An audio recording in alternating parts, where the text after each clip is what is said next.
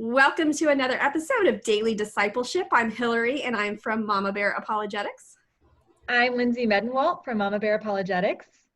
I'm Elizabeth Urbanowitz from Foundation Worldview.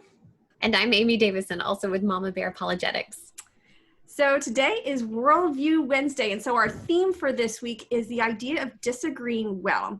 And so today we're going to kind of talk about some of the worldviews that go into disagreement. And the way that we do Worldview Wednesday is we usually have a children's book that we can find being read somewhere, and there'll be a link to that in the comments. Because Elizabeth knows about a gazillion children's books, being she taught elementary school for 10 years. So this week's book is called Chester's Way. So Elizabeth, describe to us like kind of the premise behind Chester's Way. Yes, it's a great book. I wish I had it here. I think one of my students must have stolen it from me accidentally. I no longer have it, but we're going to include a link for you in the video description. But Chester's Way is a really fun book. All the main characters are mice. And the main character, Chester, he has a best friend named Wilson. And the book starts off that they do everything together. They have a certain way of doing things. And then this new mouse, Lily, moves into the neighborhood. And they are not sure about her because she does everything very differently than they do. But then in this situation, Lily ends up rescuing Chester and Wilson, and that situation causes them to learn more about her, and they realize that some of the stuff that she does that they think is really weird is actually fun, or some of the food that she eats that they think is really strange, they try and it's actually good. And so the book just goes through how sometimes, people that we're not naturally drawn to, or people that we think might be a little bit strange, when we spend time actually investing in them and getting to know them, we find out that some of the things that they do might actually be things that we enjoy, and we might have a lot more in common with them than we initially thought. So it's a really great book to start that conversation with our kids. Yeah, and I would say that I learned this one phrase from a friend of mine, that weird is a side effect of awesome. So when she told me that, I was like, that's my life's mantra, because I have always been maybe not told that I was a little odd. I think I always knew I was kind of different from people, and my mom's always told me about my grandmother, talking about that Hillary, she just marches to the beat of her own drum. And so the main characters in this, it's like it actually shows the parents always being like, well, Chester, he just is his own little guy, but then he finds someone else who's like him. So this idea that sometimes we normalize our weirdnesses, like everybody's weird in their own special way. They just are. And if they're not, I'm sorry, you are. Everybody's weird in their own special way. And that you start to think I'm the normal. And so anyone that's different from me is abnormal. But I have learned to have grace on people by the amount of grace shown to me, where there's things that I know that's kind of weird about me. And people show grace on me for that. And so we see the parents and the adults in the book having grace on Chester and Wilson. Well, when Lily comes in, they see her weirdness, and suddenly that's just way too weird for them. But I think when they start to realize, when they start to get to know her, they start to appreciate her special blend of weird. And I think that's kind of one of the things we just all need to appreciate, our special brands of weird. And that's part of disagreeing well. And that's part of just living in community in general. Yeah, definitely. All of us are weird. Some more than others, I'm speaking for the Mama Bear team right now. Like, we're all a little bit special. And I think that's maybe why people like us so much, is because maybe they can identify their weirdness within us. Yeah. I actually, when I read this story, the first thing that struck me was taking Lily's point of view. It's Lily, right? Her point of view. I moved a lot as a child. So I was perpetually that new kid coming into town. After I graduated from high school, I'd already gone to 17 schools. So holy cow.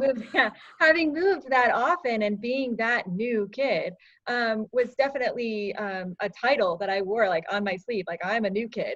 And I think teaching our children to recognize that not everybody gets to grow up in the same house and the same town and know everybody from kindergarten to 12th grade. And those new kids who move into town, how can we accept them, and how can we love them and show them that we want to be their friend, even if they are weird or unique or different than what we might think is normal? And what can we learn from them? I mean, what a great opportunity to expand our horizons and show our kids what we can learn from others.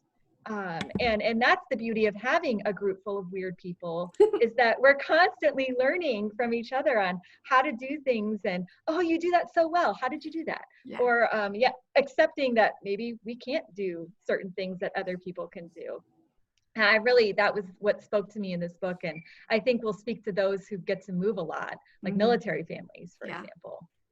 Oh, absolutely. And I think a great thing to kind of put in there, because I think sometimes, and Hillary, you wrote a great blog post on unity, is we have to be careful that we aren't so focused on unity that we forget that there maybe are things that we don't need to compromise. And so just a great thing that we can kind of think back to is we've all heard the phrase, when in Rome, be as the Romans. Apparently that was coined by Ambrose, which I didn't quite know, but it actually references Paul's statement of how whenever he would go out and whatever community that he was interacting with, is he would sort of assimilate the culture to where he would, kind of maybe even adopt some of the dresses, the food, that sort of thing, to where he would compromise on things that didn't really affect the faith any and didn't cause him to sin at all, but he would still speak truth in that. And that is such a great thing that we can encourage our kids to do is, it's okay to try new things. It's okay to go on there, but it's also okay to remain firm in things that we know are true and good and right, and not to compromise in those areas. So Paul is just one that we can point our kiddos to say, okay,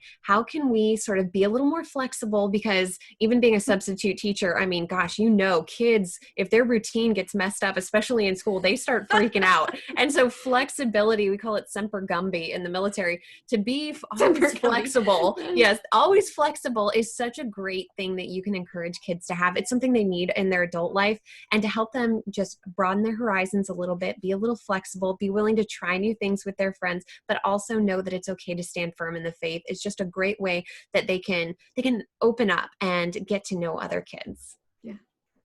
No, I love that. Although the one thing in the book that when we were reading through it that Amy said is there's a scene in the book where one of them swallows a watermelon seed and the other, and he's afraid there's going to be a watermelon growing in his stomach. So the other kid swallows it so that they can be together. And Amy immediately said, "Oh, this is how the whole Tide Pod thing happened." So we do need to tell our kids, just because someone else does it, if it ends up being dangerous, you don't need to mimic that. Probably shouldn't do it. That's the only thing I probably. A better solution might have been to help the other little mouse understand why that fear wasn't actually a reality. Yeah, that's not going to work. I thought you were going to say something like he was going to help him throw it up so that wouldn't happen. No, come on, if it was a Tide Pod, that would be life-saving. I got the egg for you, sweetie. So anyway, that concludes our silliness in our Worldview Wednesday. We hope you enjoy the book Chester's Way, and we will see you tomorrow. Bye. Bye. Bye.